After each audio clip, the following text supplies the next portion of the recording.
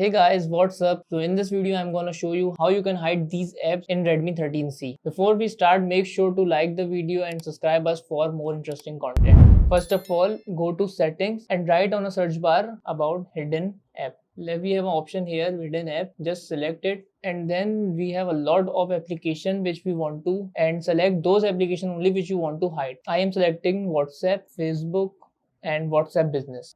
Then go to home screen and we don't have any icon and option about Facebook, WhatsApp and WhatsApp Business. For open the hidden app, all you guys have to do just do like this and then the hidden apps appear. We have WhatsApp Business, WhatsApp and Facebook. We have two more options here in hidden app about app log and hide notification. So if you want to apply app log on these application, on the hidden app application, so just turn it on and apply password here. So I want to apply pin here. Just apply pin, just set a password, rewrite the password again.